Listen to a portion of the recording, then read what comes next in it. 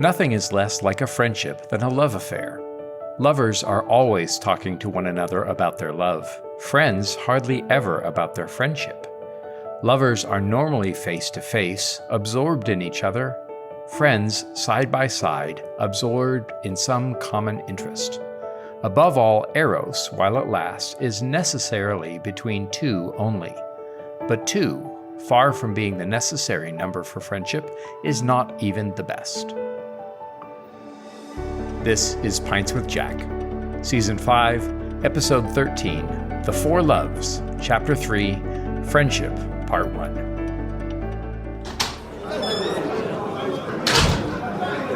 Well, good morning, everyone, or good evening, whenever you're listening to this.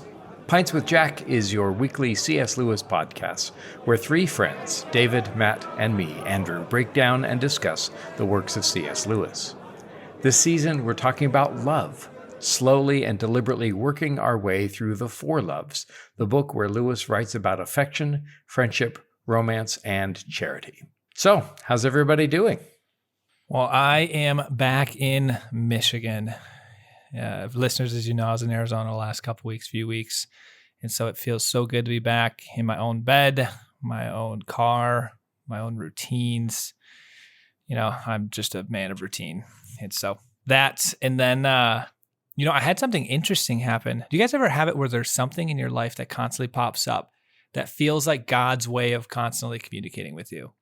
Some verse, some image, some thought. There's been, for me, the return of the prodigal son has been that in many different forms in my entire journey. And so my favorite book, Henry Nouwen, Return of the Prodigal Son, I love that Rembrandt painting on the front of it. And in my darkest moments, it seems to be God puts that in front of me. And I'm in confession last week, and I walk into the confessional in Arizona, and I look to the left, and it's a Return of the Prodigal Son Rembrandt painting, right as I'm about to kneel. And I'm like, all right, God, I hear you. I hear you. So anyways, I always love when those happen because they are beautiful reminders of our Father's love. I feel like they come in moments when we question whether he loves us, or maybe this is just me speaking. And it's him saying, don't worry, I'm still here. I still love you. It's you that aren't necessarily receiving it in this moment, or are forgetting it, or are doubting it. So that happened to me this past week, and I really smiled when I got into the confessional and I saw that. I'm like, I need to be here, which could be bad in its own right, but we'll forget about that part. What about you, David?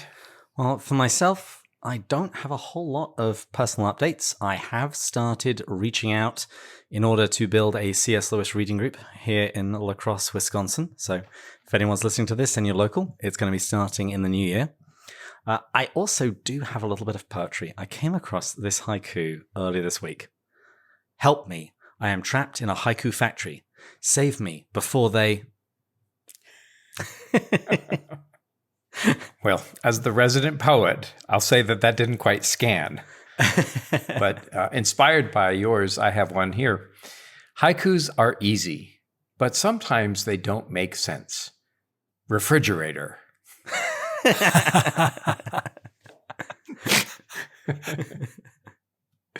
Yeah. Actually, a student of mine once fobbed that off on me as his original haiku and then got an F on the assignment, of course, because, you can't plagiarize refrigerator. So, well, as for me, I continue here in Florida. I just turned in my last final. Of course, there's no such thing as a last final. I'm working on an article for Perichoresis, the Perichoresis Journal, about Lewis and autobiography, Until We Have Faces. So I'm still about 5 pages away from being done with that, and one good hearty edit. And I've heard back from David Baggett and Jerry Walls at HBU. They're doing a new edition, a third edition of C.S. Lewis as philosopher. And have asked me to contribute a chapter about clarity and charity until we have faces. David said, just do your thing. So I'm working on a bit for that. And then am working on, of course, my doctoral program. So we're going to do a paper on comparing Charles Williams' Place of the Lion with C.S. Lewis's That Hideous Strength for my Charles Williams course. So it was such a joy to be able to actually read the stuff that I really want to read. So things are moving along apace, but David, you'll be happy. I went to the 4.20 pasty shop today and bought myself a whole pork pie and some sausage rolls. And then I also bought the makings for sausage rolls. So that's one of our Christmas traditions. Also bought 2 6-packs of crumpets. So Kristen's family is all from England. And so we have lots of goodies on Christmas morning. So getting all ready for that. Also want to point out this week, we heard from one of our listeners, Carlotta, who pointed out that in the 4 loves in chapter 3, Lewis says, affection is responsible for 9/10 of whatever solid and durable happiness there is in our natural lives. And of course, Orwell, in the pre-write, the prequel to the 4 loves, says that a love like that can grow to be 9/10 hatred and still call itself love. So anytime you see a phrase like that, that's very often Lewis repeating an idea. Matt just drank. Anyway, good shout out, Carlotta. That was a great get. We didn't even get to the drink of the week before before I had to take a sip because Andrew drops the Till We Have Faces reference. Hey, you might as well just start pre-gaming all of that. That's just all that's going to happen. So I'll take 5 sips before we even start recording just to get myself caught up to the early ones. That's good. That's absolutely good. Speaking of which, though, what are you drinking? Are you drinking a paper towel, Matt? Listeners, I decided I feel like this is my Christmas week. And so I thought I got to open the Macallan 18. And as I was setting up my mic, I spilled the Macallan 18. And so I was joking with Andrew. I think I have the most expensive paper towel here. Thankfully, by the way, it was not the bottle. It was the glass. And so I lost about a single drink of Macallan 18. I did not lose half the bottle. Thank goodness. We call that $20 clumsy. That's probably what that was. It's not to be sneezed at. What about you, David? Well, I'm drinking one of Matt's brown bag specials. It's the Glen Moray single malt. And I had a little bit of it when you mentioned Till We Have Faces. And I'm actually going to say, quite liking this one so far. Whoa! Every blind squirrel gets a nut once in a while. There you go. Well, one of our supporters sent us a lovely Christmas gift with which to have some scotch. And so cheers to Bud for that. But I wasn't able to find smaller bottles of scotch, and I didn't want a whole bottle because I know I won't drink it in the next month. So I went to the liquor store, and I found a lovely 3-pack. They didn't even have 4 of London Pride from Fuller's. So one of my favorite English beers. So we'll drink to Bud and to everybody else. Cheers, everyone. Cheers. Cheers. Oh, David, you didn't get to see. We tried wringing out, or I did, from the paper towel. Those are the same scotch. Gross. It looks so bad. I will not be drinking the wrung out one. Well, where have we been and where are we going? Yes, so we've now done the first 3 chapters of the 4 loves. In the introduction, we were introduced to the concepts of nearness by likeness, nearness of approach, need love, and gift love. And we heard how loves become corrupted when they are elevated beyond their station. In the second chapter, we were introduced to appreciative love, and we talked a bit about love of nature and love of country. And finally, we did the third chapter, and we did that over several weeks, and we looked at the first of the 4 official loves, affection, or in Greek, storge. And this is a love which is humble, and it loves the familiar. It combines well with other natural loves, and while it's wonderful and can open our eyes to appreciate others, Jack reminds us not to mistake it for charity, and that it too can be corrupted. The need-love element of affection can go wrong if we develop a sense of entitlement, or if we misuse its informality, or if we allow our desire for it to become ravenous. And the gift-love element of affection can likewise become twisted, encouraging us to keep others dependent upon us. And that was where we left things the last time we were looking at this book. Now, obviously, as we cover more and more material, my summaries necessarily have to become higher and higher level. But do you guys have anything else that you want to add before we move on to the next chapter? I mean, I love trite platitudes. And so, love ceases to become God when it becomes a demon. Love ceases to be a demon. A demon when it becomes ceases to be a God. That's the one. Just always keep that at the forefront of our listeners' minds. That's all, because that really tends to be a theme throughout all of this. So I think we're about ready for a 100-word summary. What about you? Yes. Here's my 100-word summary for the first part of Chapter 4. Much like affection, we're going to be dividing this up and going over it over the course of the month. Lewis introduces friendship love, in Greek, Philia. While it was lauded among the ancients, Jack says moderns mostly ignore friendship, either because of their lack of experience of it, or the absence of a biological imperative, or simply because of its exclusivity. Jack rejects the claim that friendship is really just disguised sexual attraction. He explains why Philia is the least jealous of the loves, flourishing as the friend group grows. He ends the section by distinguishing between companionship and friendship, and also by examining the interaction between Philia and Eros. I'm very excited that last part you just mentioned, a distinction between companionship and friendship, how he builds on that for us to talk about how friendship is born out of companionship and love can be born out of friendship. I feel like in today's society where so many individuals are isolated with lack of community, there's so many conversations around how do we build that community? And so this part really, Lewis actually provides a really good roadmap / template that if you think about it, should guide a lot of your actions for developing both of those things. So that's just a little teaser, guys. Well, and Lewis is a man in constant relationship, and he valued friendship highly. And so I think that he's a good person to write about relationship. And I find that incredibly helpful.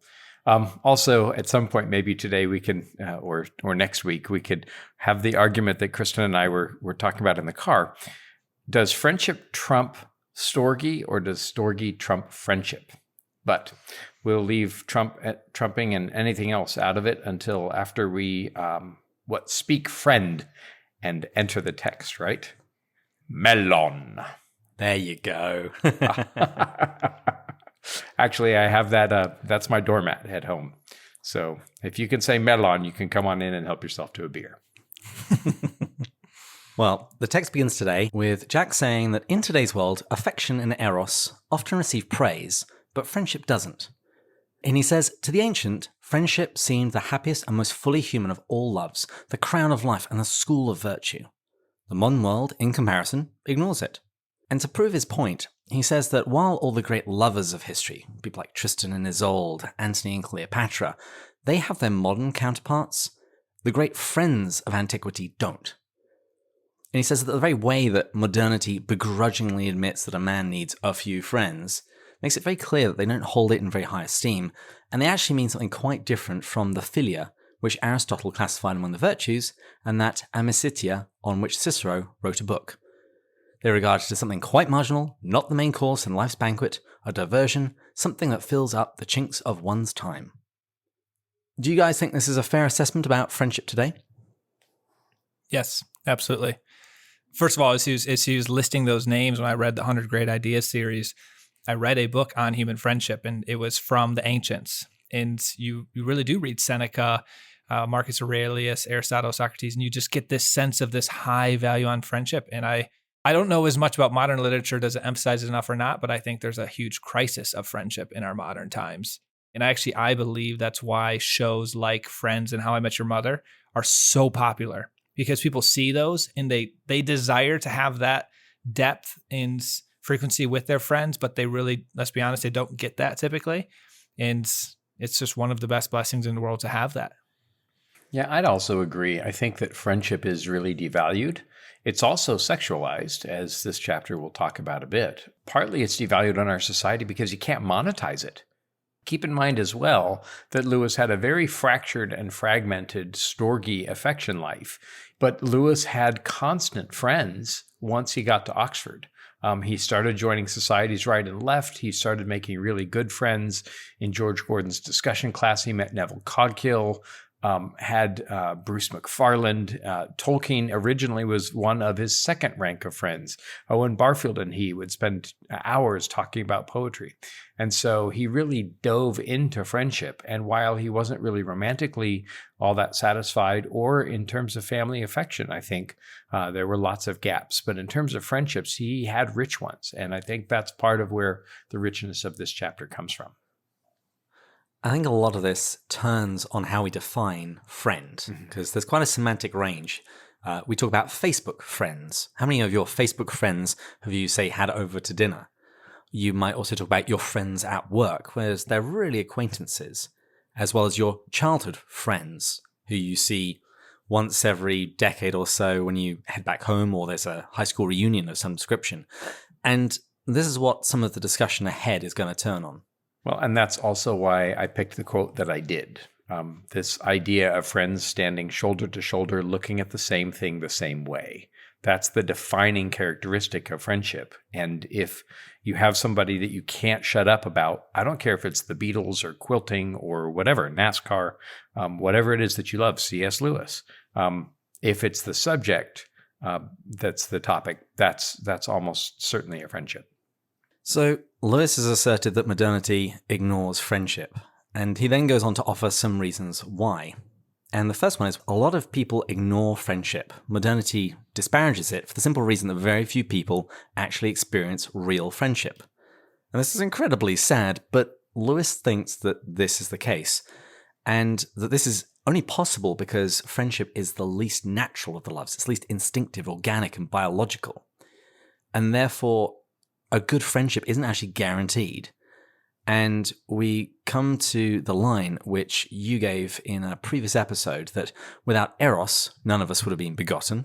Kind of requires some romantic love. And without affection, none of us would have been reared. But we can live and we can breed without friendship. Biologically considered, there's no real need of it. And as a result of this, Lewis suggests that friendship is not only rare, but it's often distrusted by those in authority, because when people become friends, they draw away together, away from the pack. What do you guys make of these assertions? Do you think that few people experience friendship, and this is why it's disparaged? Absolutely. It's like the statement we always use is for Notre Dame. Those who know, no explanation is needed. Those who don't know, no explanation will suffice. And I think that applies to true friendship as well. When you've experienced it, you know. When you haven't, it's just hard to understand what it's truly like. And I've had people tell me my whole life how lucky I got to have found such an incredible friend in high school. And then they're like, that's a once in a lifetime friend you ever find. And then I found another one in college. And I was like, whoa. And then out in San Diego, I was like, whoa. And I've just been very blessed of talking multiple times a week with all of them, and deepest, darkest secrets. I can be 100% myself. I feel no shame, fully loved. And it's amazing the strength that you get from that, from those individuals. They fill you up every time you chat. You turn to them when you're feeling down. Life, you take on arrows of hurts and wounds from people, and you go back to the water well. And it's just like, it's amazing what they are. And so, yes, I am very adamant with people. I've been doing this well before I knew Lewis. Don't force friendships, which we're actually going to get to later in this chapter, but just be yourself and allow and be really choosy and picky with your friendships. Really choosy and picky. It's this chapter that helped me understand my relationships and then be more purposeful about them, because you can't force a friendship if fundamentally a friendship is about an interest. All of that intimacy happens later on after you have spent so much time talking about the things that you love. I remember I had a guy that I worked with, and I didn't necessarily like him. And he was kind of a jerk, and he would steal my tables, and, he was just, I didn't much care for him. But then we were at a picnic, a company picnic one day, and he pulled out his guitar and started playing every single Beatles song. And I love the Beatles. And all of a sudden, our whole relationship shifted because we had something where we could stand shoulder to shoulder on, and we both agreed that the Beatles were absolutely the best. And so I actually even began forgiving some of his shortcomings and looking at them as just kind of, charming foibles instead of real grave offenses, because he was my friend. And if he loved the Beatles that much, he couldn't be all bad. And so there's this kind of gravitational shift that happens, and you can't force friendship because friendship is about this kind of deep-seated interest. Once you find that somebody loves the right things the right way, even if that's the opposite way, then that kind of intimacy develops. But intimacy doesn't come quickly, I think, with friendships. I think the interest does. At least that's my experience. So the first reason for modernity's disparagement of friendship is that few people experience it. And one of the reasons that few people experience it is because, as we said, it's the least biological. And Lewis says that this is itself a reason why the ancients and the moderns had such a different view of friendship. Because right until the medieval time, there was a real sense in society of asceticism, that nature and instinct and emotion needed to be treated with a certain level of suspicion. And he says that friendship alone of all the loves seemed to raise you to the level of gods or angels. But then came Romanticism, and this is something that we've mentioned before, and that was all about embracing nature, exalting sentiment, and really feeling that emotion. And now it was friendship's turn to look suspect. And not only that, those who believe that humanity is merely a development and complication of animal life, those are going to be suspicious of any behaviors which don't reveal an animal origin or don't actually generate any survival value. So that was another reason. And then he also talks about false equality. He says that friendship is less popular because of the democratic sentiment. And it dislikes the fact that if some people are my friends, then that means other people aren't. And somehow that's unfair. What do you make of those other two reasons? It's the least animal and biological and this false equality. I think that the democratic nature is a real clue. And again, listeners, we're not talking about politics. If you think about democracy being, hey, we're all in Athens and we all are, men and free to vote. There's this sense that we are all equals. I think friendship allows us to be not equal and allows a hierarchy of relationship.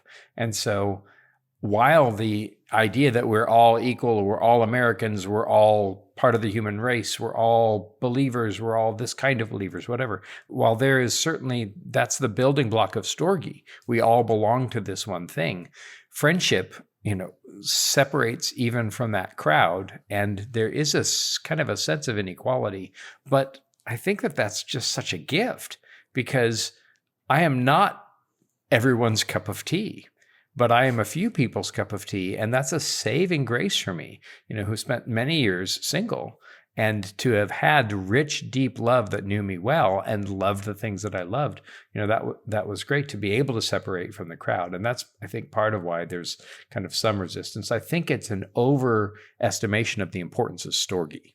Well, and David and Andrew, I'm actually curious. I want to flip the question a little bit. Here he was talking about how we used to place emphasis in the past on what differentiated us from animals. And that almost like brought us more on the level of divine.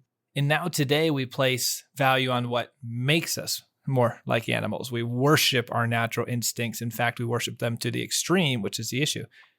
What do you guys think led to this shift? Because this friendship, the example we're talking about is a symptom of that shift. What do you guys think about on a societal level? What really drove that shift and what would take to bring it back? Well, Lewis had mentioned Romanticism, and the thing that preceded Romanticism was the Enlightenment. So I suppose you could trace the philosophical movements and trace it back to that. But even at the same time, I'm not 100% sure. This is actually true for quite a lot of this chapter. I'm not entirely convinced that all of Lewis's arguments stand up. I'm not entirely sure that they are broadly true for everybody. Because I know some people that actually would see something as being animalistic in a negative fashion, the very thing that Lewis tells us not to do. Don't just assume because something's something that we share with the animals that it's therefore bad. Andrew, what do you reckon? I think that you're right to kind of start with the Enlightenment, but I think what happens is there's this exaltation of Storge in the 19th century with sentimentalism. So it rises out of Romanticism, and we think about the old home and the mother's love, and this kind of it's this era that turns angels into little cherubs, right? This kind of sentimentalism, and Exactly. And capital S sentimentalism. And so it's not just being sentimental, but if you look up sentimentalism as a literary movement and everything else, that's part of what's happening. And sentimentalism really exalts the family life, the home life. There's no place like home is that kind of sentiment to that. And the sexual urge is really repressed. And that's why you have this Victorianism, right? Really kind of dressing everything down and hiding that. And then all of those restraints get thrown off in the early 20th century. And so the 19th century is this exaltation to the skies of the godlike nature of storge. That storge turns into a demon. And then what you have in the 20th century, and there's no sign of it slowing down in the 21st, is this exaltation of Eros, of lust, of physical desire, of sexuality.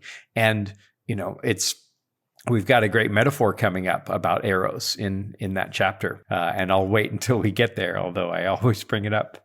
And part of that is the commercialization. So when you've got capitalism going on, capitalism can make money off of sexuality. And so you have this overweening expression of sexuality all the time, where even in our society, and I want to tread carefully here, one's sexuality is equated with a person's identity.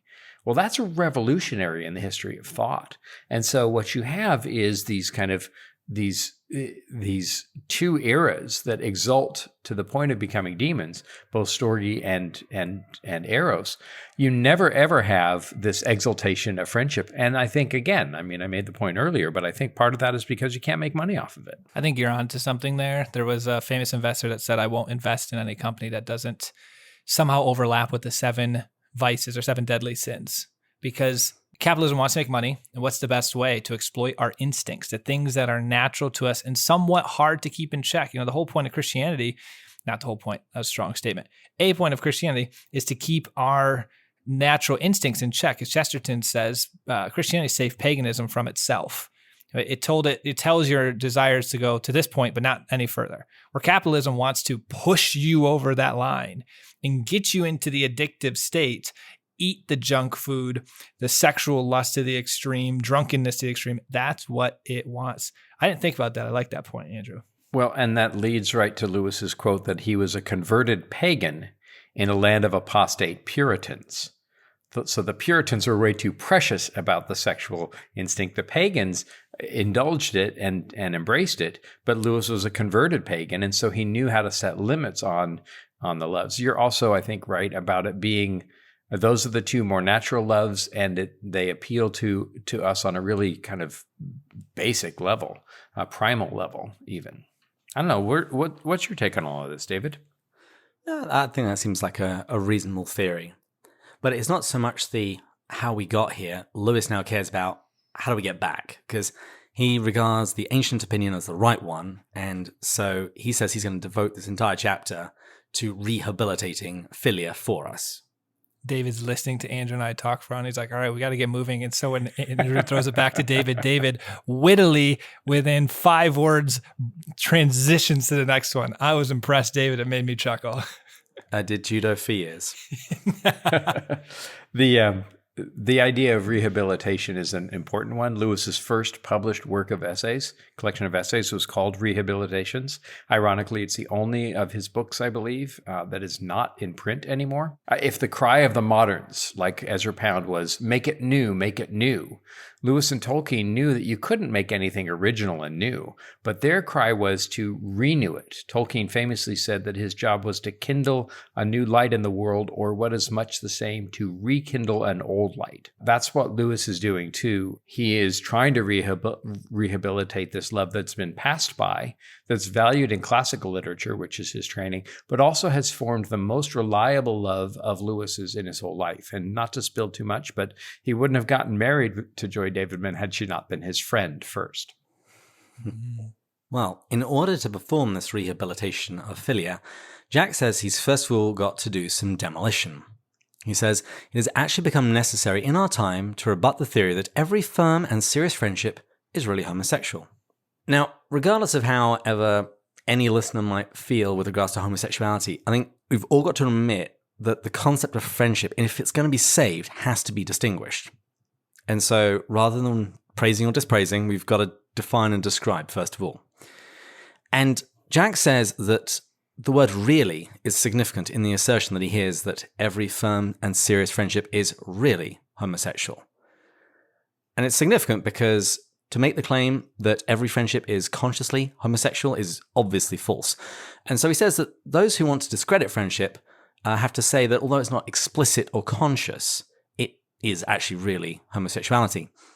And the great thing about this line of argumentation is it can't ever be proved and it can't ever be refuted. It's rather like a conspiracy theory where the lack of evidence becomes evidence.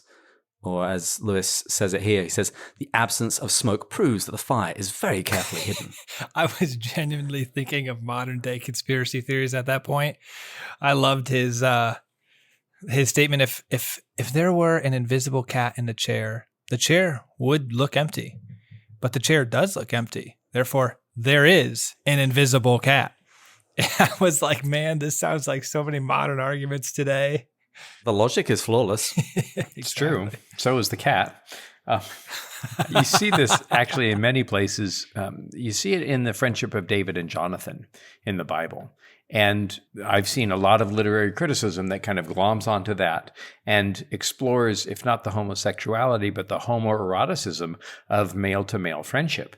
And there's certainly some smoke there amongst the ancients and in the classics.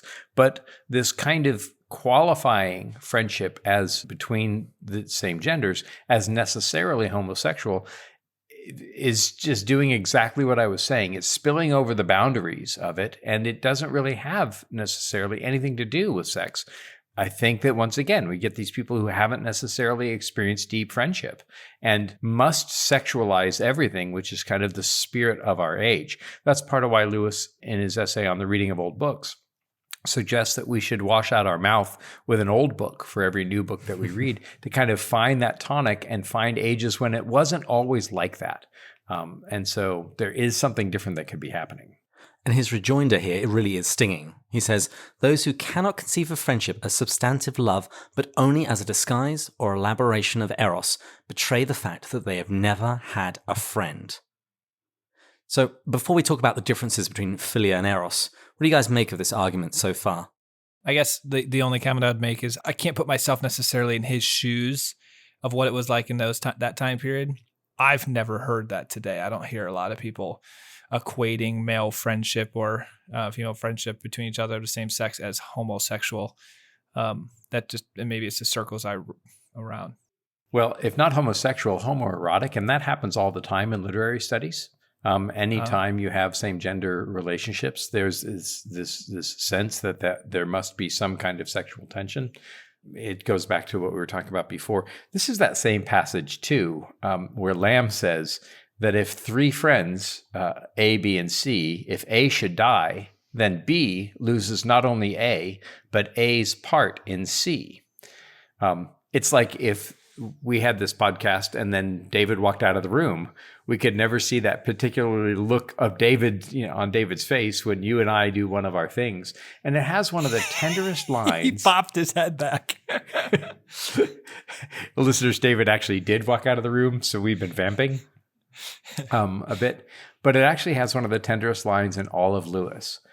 He says, now that Charles is dead, I shall never again see Ronald's reaction to a specifically Caroline or Charles-like joke. Far from having more of Ronald, having him to myself, now that Charles is away, I have less of Ronald. And of course, he's talking here about Charles Williams and John Ronald Reuel Tolkien. And so he says, now that Charles is dead, I have less of Ronald. And so this idea, and that's part of why I included the quote at the front, 3 friends can operate, 4 friends are even better. 5 is a great number for friends because we can take the mickey out of each other. And we can tease each other, and it kind of grows exponentially. That's not something that takes place when romantic love is involved. And I think it's something, I don't know, I think that probably happens in agape, in storge as well. But I don't know if it necessarily happens in Eros. I think you pretty much covered there what Lewis says about the difference between Philia and Eros. the cardinality, that friendship can admit many more people, and it only gets better the more you add. I actually really love the line he quotes from Shelley. True love in this differs from gold and clay. That to divide is not to take away. And so you've got that cardinality. You've also mentioned the focus. The lovers are face to face, but friends are side by side, looking at something in common, some common interest. And the one you didn't mention is also language. He says that lovers are always talking about their love, but friends don't really do that about their friendship. They're too engrossed in this third thing. And here's where I would probably disagree with Lewis, or at least argue with him. Yeah, I know. Now listeners should take a drink. If you're abstaining for Lent, you should take a drink every time I disagree with Lewis. Everyone listen up right now. This is big. I think that Lewis's friends hardly ever talked about their friendship, although there's a beautiful poem that Lewis writes to Charles Williams. And he's talking about the effect of Williams's death. So he's writing to Williams after Williams died. And he's talking about the effect of Williams' death. And he said, is this the chill of the ending of life, or is this the chill before spring? He said, that's a great question, whether this chill I feel at your death is new beginning or the waning of the world waning, he calls it. And he said, the only person, though, that I could talk to about this distinction would be you, which means that he couldn't talk to Tolkien about it. He couldn't talk to Warney about it. And so there's this kind of poignant loneliness. But I think that friends today, male friends, are, I think, a much more physically and verbally expressive with one another. And I think that relationship is probably advanced in the 60 years since this book was written, 60, 70 years, whatever. And so I'm not sure if I would say that friends hardly ever talk about their friendship. I think the Inklings hardly ever talked about their friendship, and Brits hardly ever talked about that necessarily. So do you think that that's being from the UK, David? I do. I think there are quite a few things in this chapter, while not exclusively true for men or people raised in Great Britain, I think they are much more common. And also for the era, as you pointed out. But I want to get on to the next section, because this is where Jack makes a distinction between friendship and something which he says is often mistaken for friendship. And he calls this the matrix of friendship. And funnily enough, the new Matrix movie was released just this week. Coincidence? I think not. But what does he mean by this matrix of friendship? He explains that historically, men had to cooperate with each other in order to survive. They would get together to plan a hunt or a battle, and afterwards they would discuss it. And he says, bound together by shared skill, shared dangers and hardships, esoteric jokes, away from the women and the children. And he notes that women no doubt had their own rituals and common skills and toils and triumphs. But he says, I'm not a woman, so can't comment. And he just moves on. And the point that he wants to make is that these shared skills, experiences, and the time that's spent together, it's only the matrix of friendship. He says it's often called friendship, and many people, when they speak of their friends, only mean their companions. And I think that's the key word here. He's talking about companionship versus friendship. And he says this doesn't make it bad, just different. We don't disparage silver by distinguishing it from gold. And while earlier he said that society doesn't need friendship, they definitely need companionship. So, what do you make about this distinction between friendship and companionship?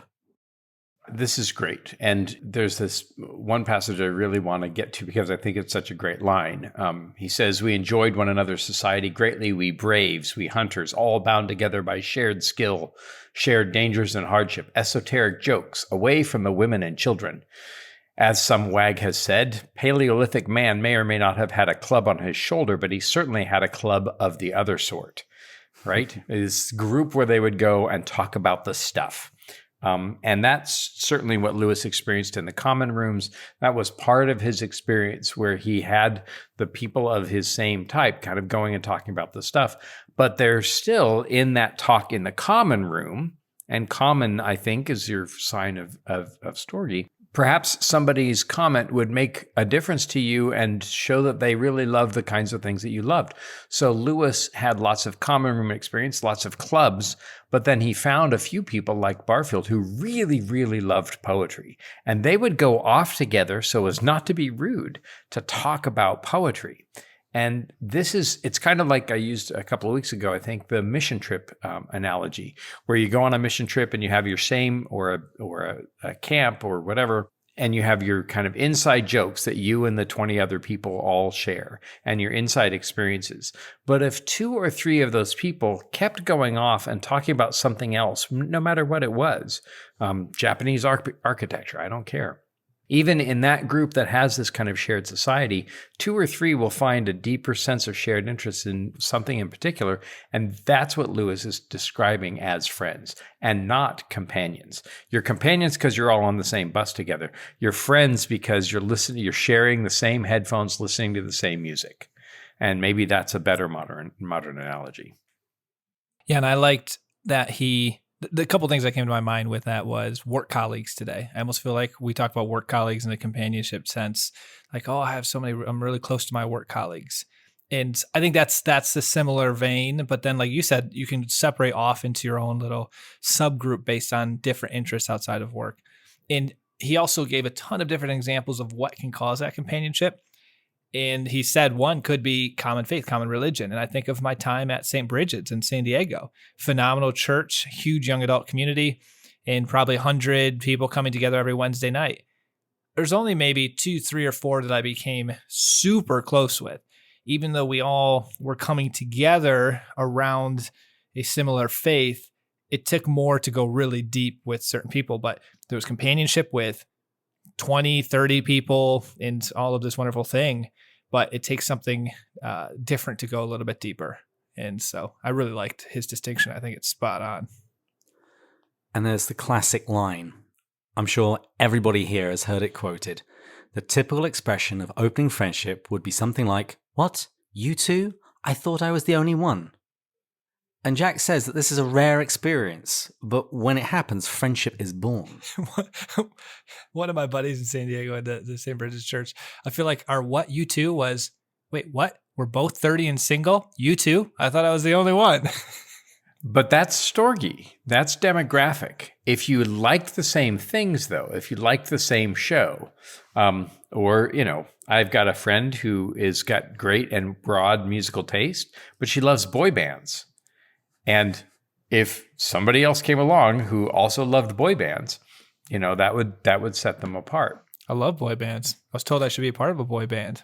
You still should be part of a boy band. You've got the look. He's got the look. I thought I was going to get called up to One Direction when Zayn left, but they never gave me the call. And I feel like it's because I don't have enough tattoos. I don't know, though. I love One Dimension. They're fantastic. This What You Two starts.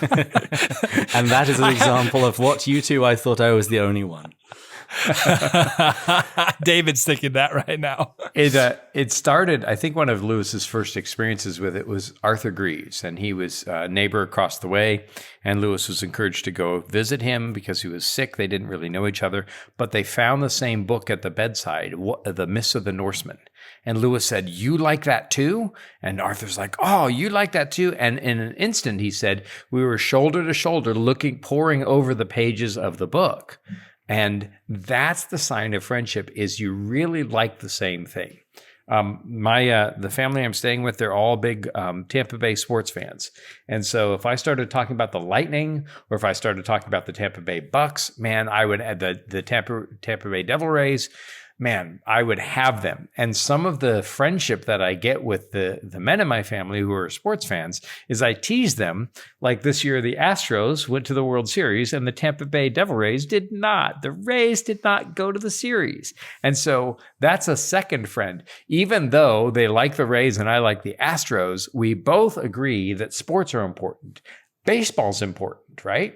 And we both agree that cheering for your team is a good thing. And so that kind of thing is the essence of friendship. You like the same thing the same way. And for Lewis, that was Owen Barfield. He also thought the same things were important, but he had a very different point of view. He writes about it in Surprised by Joy. Jack says he's not so much the alter ego as the anti-self. Of course he shares your interests, otherwise he would not become your friend at all. But he has approached them all at a different angle. He has read all the right books, but has got the wrong thing out of every one. Can you imagine coming across, becoming friends with someone, and you guys have read all the same stuff and you have opposite worldviews, and your statement to them is, You just got all the wrong things out of him. I had this experience as a teacher, and I was a big NASCAR Jeff Gordon fan. And one of my students was a big NASCAR Tony Stewart fan. And Jeff Gordon was kind of the golden boy, the good guy, and Tony Stewart was kind of the bad boy. And man, we would go after each other, the student and I, but everybody else in class felt left out because they didn't know that NASCAR was awesome, right? And so even though she liked the wrong driver, we both still agreed on the importance of NASCAR. And this can apply to any kind of interest. You know, if the Beatles or the Stones is an argument, as long as you both agree that classic rock is the best, you know, or something like that. You know, and it's the experience David had arguing about Lewis versus Tolkien. Exactly. They're both important, but who is the most important? I thought there you were going to talk about a friend who had an opposite opinion on NASCAR, that they should just simply drive counterclockwise. Or is it clockwise? Whichever way. Anyway, it's the 4 left turn circuit. Left turn. There you go. I also thought, David, you were about to bring up when Andrew was giving that example. It's like two people loving Lewis, but one just completely getting wrong his best book. Exactly. Sad. So sad. Well, and we're still friends because, well, and granted, I mean, once you all are mature enough, you will understand. There's this marvelous video, and maybe we can post it. See, friendship can survive condescension and everything. Sorry, Andrew, carry on. yes, I can. I can survive your condescension. Absolutely, do it every week. This is like the affection part. I feel like we just creeped into the affection. Exactly. I love it. There's a great video out there that's where they've asked like hundreds of celebrities and musicians, Paul or John, Lennon or McCartney, right? And everybody agrees that the Beatles are monumentally important. Who are these people? John Lennon and Paul McCartney. Yeah, you're gonna have to give me a little context. The Beatles. The Beatles? I'm just kidding. Okay, thank you. I thought, okay, well, there's a part of friendship that I can't share with Matt. So, but that's I think a perfect example of that kind of thing. Well, before we get to the next section, there's one point that Lois makes, and that's that those who seek friendship for friendship, they never find it, because friendship requires that you seek something else. When you seek that something else, then you find friendship. So many times we try to force friendship and romantic love, and we can spend so much time trying to think through, what do we need to do? Who do we need to become? Where do we need to go? And even I need to get some new interest just to be able to make friends.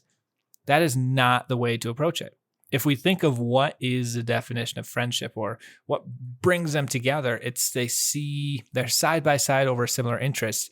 And I would actually potentially argue, you guys could push back, that the more it gets closer to seeing the same truth, I actually, in my experience of friendship, has gotten deeper and deeper. If that's the thing that really aligns you. And until you figure out what your interests are, it becomes quite tough to find the friendships. I was going to say, what do you want to do when you go home on your own? Just go do those things, those activities, and you'll come across people who like those. And that's how you'll find your friendships. Same for romantic love. Somebody who cared passionately about atheism and did not believe that the resurrection took place and could argue about that would be closer to being a friend than somebody who didn't care about religion at all. And so maybe the better thing to phrase there would be, because I agree with you now that you say that, and I like that you brought that up, would be they're still seeking truth, but they just, because you're exactly right. I can't actually be around people who just don't care one bit one way or the other. I like someone seeking it genuinely and passionately. It's not, do we agree on our approach to truth, but do we agree that the questions are important? Yes. Right? The questions about truth are important, even if the answers are different. And in some ways, I want somebody who has different answers. I mean, that's part of why I enjoy our debate about the Great Divorce, because I respect the two of you so much. I'm like, have I underestimated that? Could that possibly be be the best book? No, I mean, I've had those thoughts, and I imagine that you all have probably given more thought to Till We Have Faces than you would have had we all not been friends. Exactly. We need fresh ammunition. And another drink, both of you. Yes. But I was laughing because you were kind of looking up in the sky as you're doing it, so you weren't looking at the camera, and David's nodding his head up and down big time as you're saying that, like, yes, Andrew, you do need to rethink this. I have. You're wrong. Well, tempus fugit, and we've got one more section to talk about. In the final part of today's text, Lewis speaks about friendship between the sexes.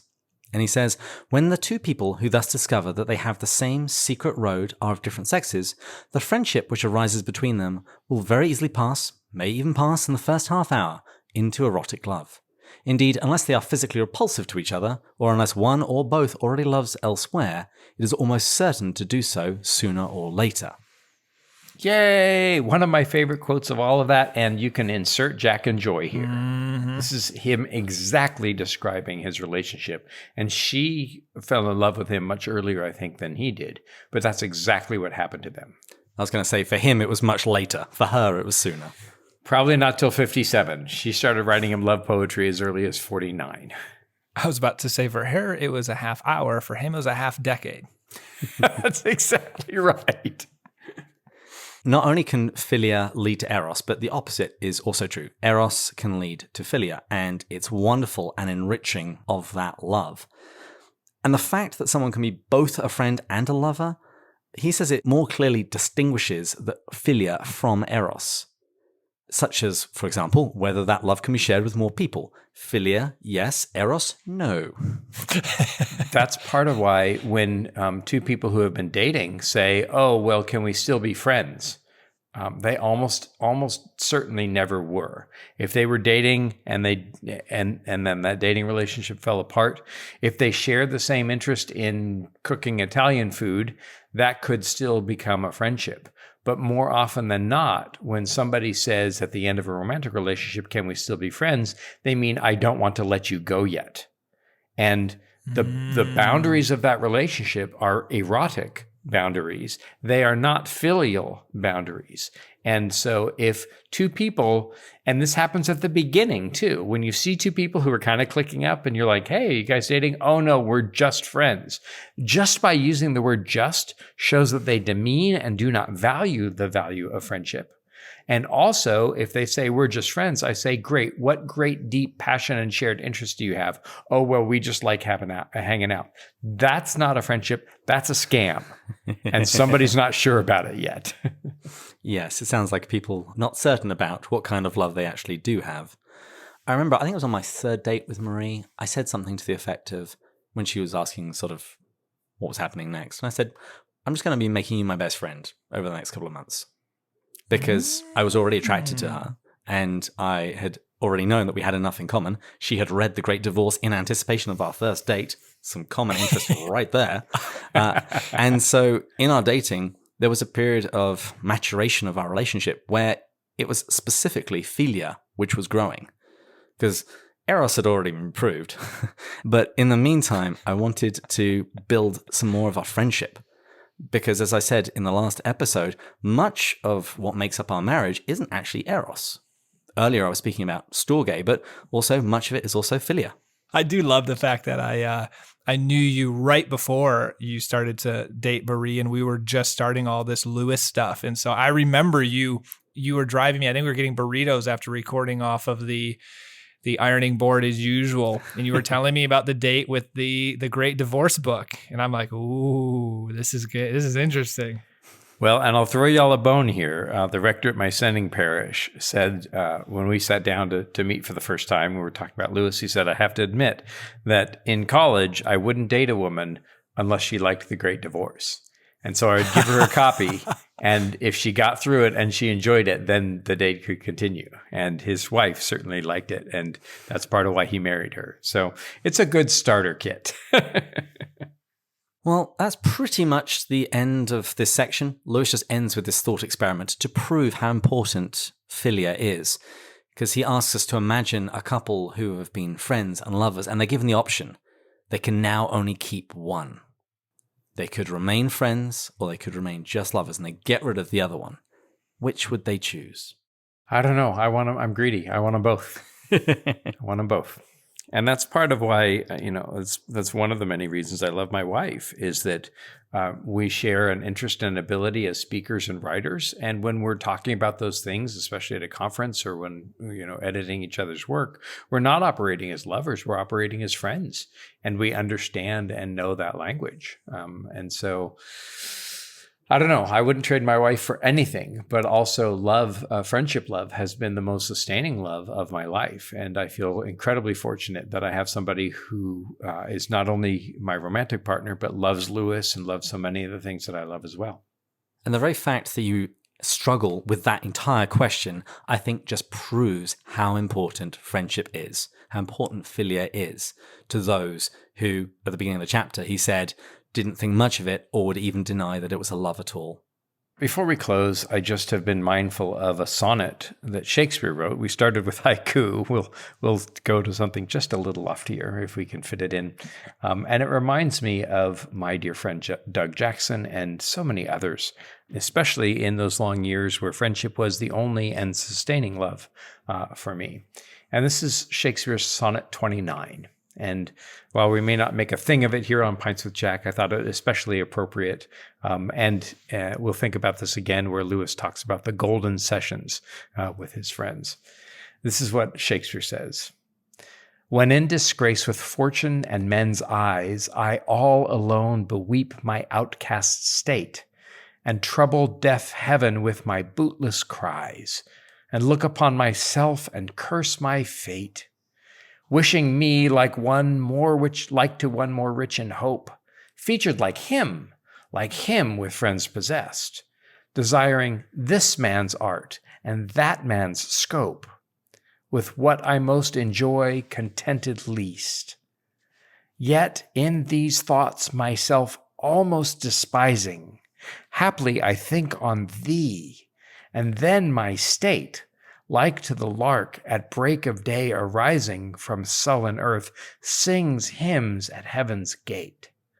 For thy sweet love remembered such wealth brings, that then I scorn to change my state with kings. And I think that my wish and prayer for all of you listeners is that you would find and enjoy friends that would help you to enjoy your state like kings. Well, I hear the last call bell at the 3 Bells.